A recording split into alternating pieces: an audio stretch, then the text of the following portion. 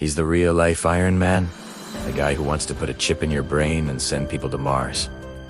But who is Elon Musk, really? Behind the memes, the bold predictions, and the world-changing companies, there's a story that's just as fascinating and complex as the man himself. It's a journey that starts not in a Silicon Valley garage, but in Pretoria, South Africa. A place far from the tech world he would one day dominate. Born in 1971, Musk's childhood was far from easy. He was a quiet, bookish kid, often lost in his own world of science fiction and fantasy. This made him a target for bullies, leading to some truly difficult and painful years. He once said that the constant bullying taught him a harsh lesson, that just being there and taking it doesn't work. You have to fight back. At home, things weren't much better. After his parents' divorce, he chose to live with his father, a decision he later described as a mistake. He characterized his father as a difficult man, and the relationship was strained. But even in this challenging environment, Musk's incredible intellect shone through. He taught himself to code at the age of 10. By 12, he had created and sold his first video game, a space shooter called Blastar, for about $500. It was a small but prophetic beginning, a glimpse of the future where technology, space, and business would define his life. He knew from a young age that he needed to get to America, the land of opportunity where he believed big things were possible. So, at 17, with little money but a burning ambition, he moved to Canada to attend Queen's University. This was his stepping stone to the United States. He eventually transferred to the University of Pennsylvania, where he earned degrees in both physics and economics, a combination that perfectly illustrates his dual passions for understanding the fundamental laws of the universe and building businesses. He was then accepted into a PhD program in physics at Stanford University, the heart of Silicon Valley. It was the dream path for any aspiring tech innovator. But Elon Musk isn't one to follow a set path. After just 2 days, he dropped out. Why? Because the internet boom was happening, and he couldn't just stand by and watch. He saw an opportunity to change the world, right then and there. So, with his brother Kimball, he founded his first company, Zip2.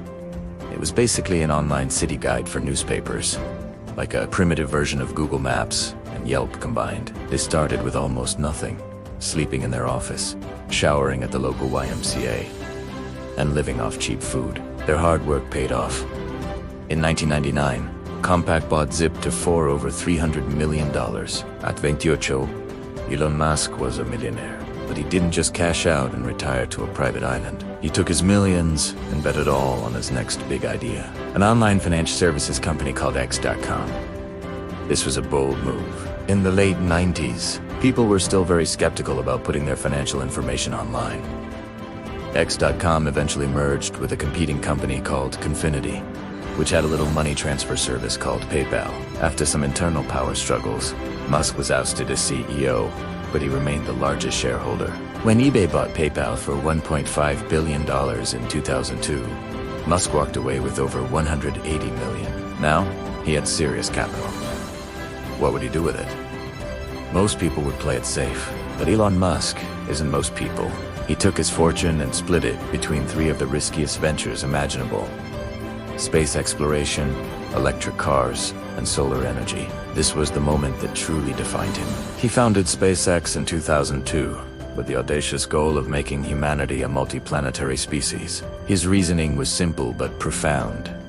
To ensure the long-term survival of consciousness, we need a backup plan in case something catastrophic happens to Earth. Everyone in the aerospace industry told him he was crazy, that he'd lose all his money. Then, in 2004, he invested heavily in and joined a small electric car startup called Tesla Motors. At the time, electric cars were seen as glorified golf carts, slow, ugly, with terrible range. Musk envisioned something different. Electric cars that were not just better for the environment, but better than gasoline cars in every way. Faster, safer, and more fun to drive. He also became the chairman of SolarCity, a company founded by his cousins, aiming to accelerate the world's transition to sustainable energy. The next few years were brutal. 2008 was a nightmare. The global financial crisis hit, and both SpaceX and Tesla were on the brink of bankruptcy. SpaceX had failed its first 3 rocket launches, one more failure, and the company was finished. Tesla was hemorrhaging cash, struggling to get its first car, the Roadster, into production. Musk was putting all of his own money into the companies to keep them afloat, borrowing from friends just to pay his living expenses. He later described it as the worst year of his life, a period of immense stress and pressure. He was facing the very real possibility of losing everything he had worked for. But then, everything changed. In late 2008, on its 4th attempt, SpaceX's Falcon 1 rocket successfully reached orbiter. It was a monumental achievement, proving that a private company could do what only nations had done before. Just days later, NASA awarded SpaceX a $1.6 billion contract to resupply the International Space Station. This saved the company. At the same time, Tesla managed to secure a last-minute round of funding on Christmas Eve, saving it from bankruptcy with just hours to spare. From that crucible of near failure, Musk and his companies emerged stronger than ever. SpaceX went on to achieve incredible milestones, landing and reusing orbital rockets, launching astronauts into space from American soil, and deploying the Starlink satellite internet constellation. Tesla, once a niche automaker, became the world's most valuable car company, single-handedly forcing the entire auto industry to go electric. The Gigafactories, the Cybertruck, the Model 3 each won a disruption, each one pushing the boundaries of what was thought possible. But Musk's ambitions didn't stop there. He co-founded Neuralink, a company developing brain-computer interfaces to, in his words, solve brain and spine problems and eventually create a symbiosis with artificial intelligence. He also founded the Boring Company, aiming to solve urban traffic with a network of underground tunnels. And in 2022, he acquired Twitter, now known as X, in a move that shook the social media landscape, aiming to transform it into an everything app. Of course, his journey hasn't been without controversy. His management style is famously intense and demanding. His presence on social media is unfiltered and often unpredictable, leading to market swings and public debates. He's been investigated by the SEC and has had very public disagreements with other business leaders, scientists, and officials. He pushes his teams and himself to the absolute limit, working relentless hours and sleeping on factory floors to solve production problems. So, what drives him? It seems to be a deep-seated desire to solve what he sees as humanity's biggest problems. He's not just trying to build profitable companies. He's trying to alter the course of the future. Whether you see him as a visionary genius, a reckless gambler, or a controversial showman, one thing is undeniable.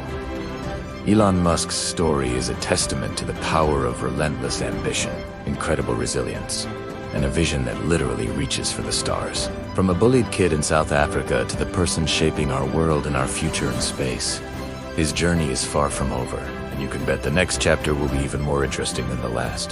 Thanks for watching, and if you enjoyed this story, don't forget to like and subscribe for more.